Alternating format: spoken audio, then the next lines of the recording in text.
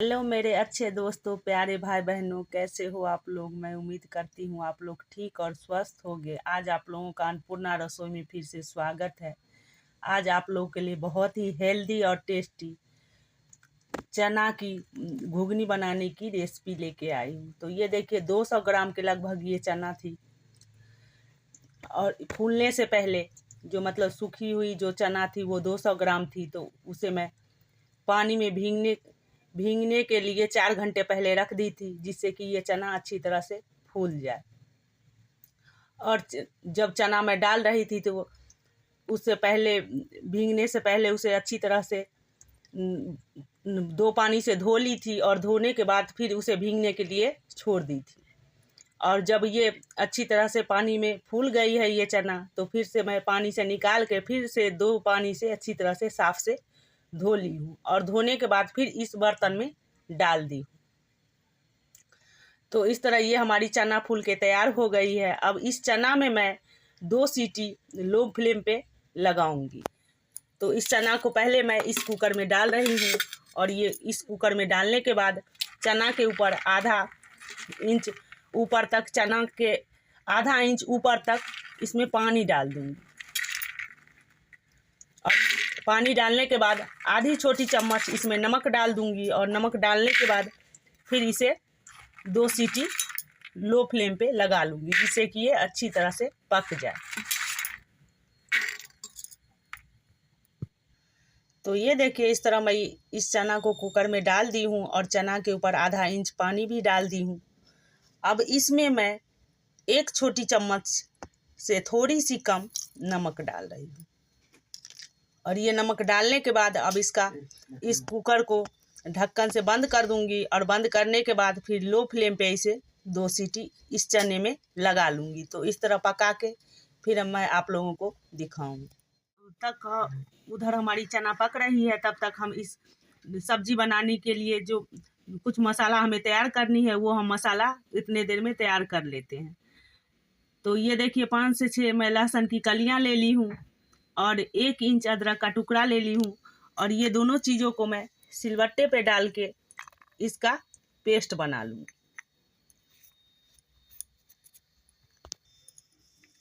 तो ये देखिए इसको पीसने के लिए मैं थोड़ा सा पानी भी डाल रही हूँ।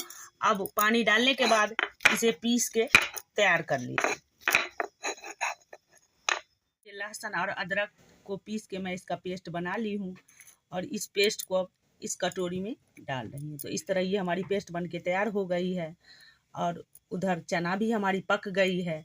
तो जब थोड़ी सी अभी ठंडी हो जाएगी तो हम उस चना को उस कुकर से निकाल के दूसरे बर्तन में रख लें।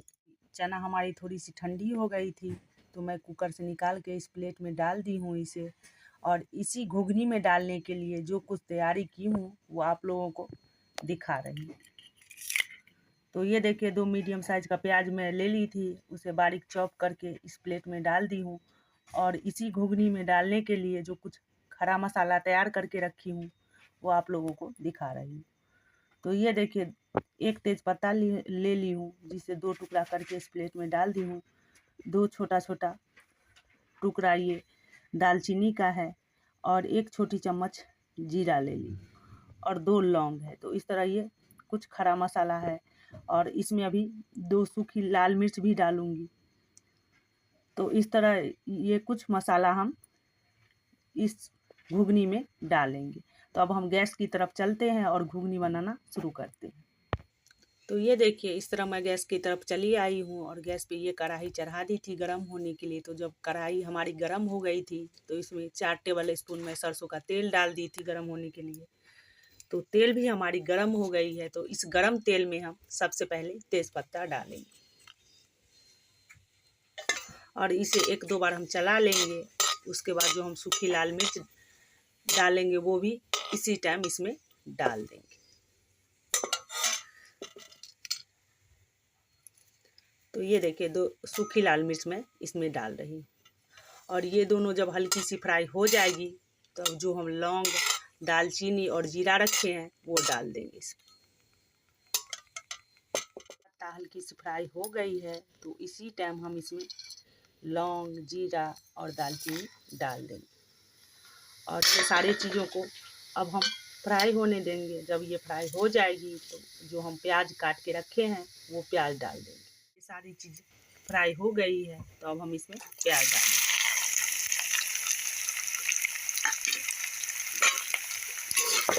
और इस प्याज को हमें इस तेल में तब तक फ्राई करनी है जब तक ये हल्की सी सॉफ्ट ना हो जाए और इसकी कलर ना चेंज हो जाए।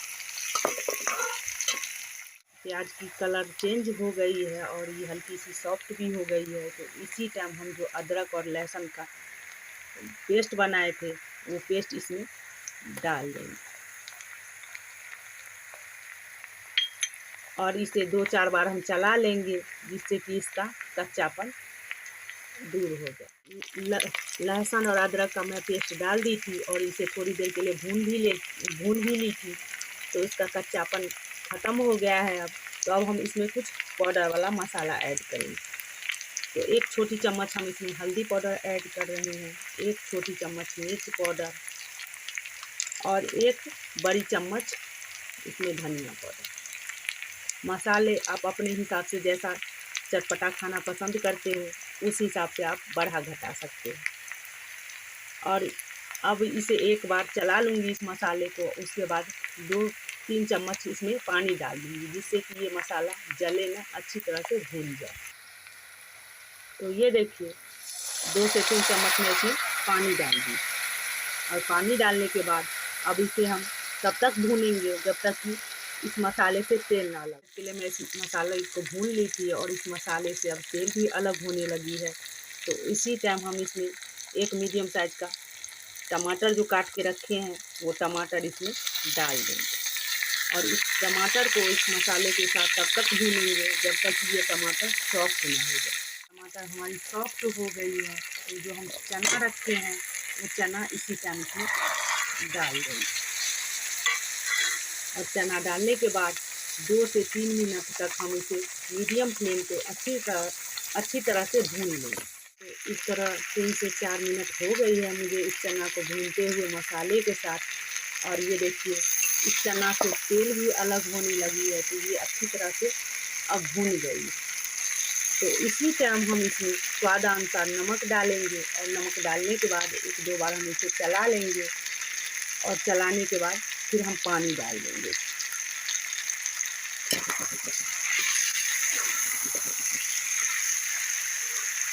तो नमक डालने के बाद 1-2 बार मैं इसे चला ली हूँ और चलाने के बाद फिर अपने हिसाब से आप इसमें पानी डाल सकते हो।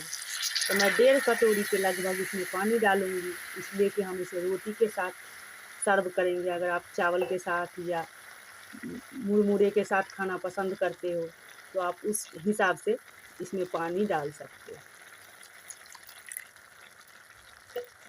तो इस तरह मैं पानी डाल दी हूँ। अब पानी डालने के बाद इसमें कश्मीरी लाल मिर्च थोड़ी सी डालूँगी जिससे कि इस घुगनी का कलर और भी सुंदर हो जाए। ये दोस्तों 1 टेबल स्पून मैं इसमें कश्मीरी लाल मिर्च डाल रही हूँ। ये कश्मीरी लाल मिर्च मैं डाल दी हूँ और डालने के बाद 1-2 बार इसे चला ली हूँ। अब चलाने के बाद इसे ढक्कन से कवर करके 5 से 7 मिनट के लिए छोड़ दूँगी जिससे कि ये और भी अच्छी तरह से पक जाए। 5 से 7 मिनट हो गए हैं मुझे इस घुगनी को लो फ्लेम पे पकाते हुए और ये अच्छी तरह से पक भी गई है। तो अब इसी टाइम हम इसमें 1 टेबल स्पून गरम मसाला डाल देंगे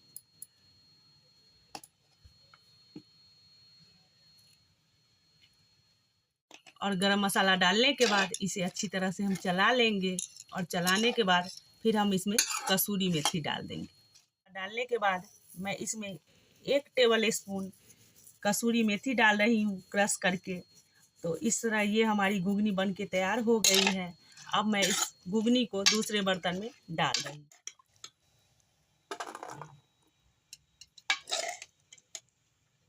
इस तरह ये हमारी घुगनी बन के तैयार हो गई है। तो ये एक ऐसी रेसिपी है, चाहे आप चाहो तो इसे शाम के टाइम चाय के साथ भी खा सकते हो या सुबह नाश्ता में भी खा सकते हो या रात में रोटी या चावल के साथ भी इसे खा सकते हो। तो ये एक ऐसी सब्ज़ी है और ये देखने में जितनी अच्छी लग रही है उतनी खाने में भी टेस्टी होती है। तो एक बार आप लोग प्लीज़ इस तरीके से ये सब्ज़ी मतलब घुगनी बनाओ और खाओ, आप लोग को ज़रूर पसंद आएगी। और एक बार जब बना लोगे तो बार-बार मन करेगा बनाने का।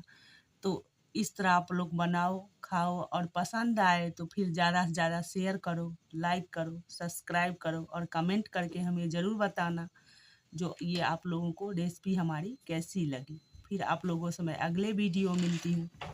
तब तक के लिए take care and bye bye दोस्तों।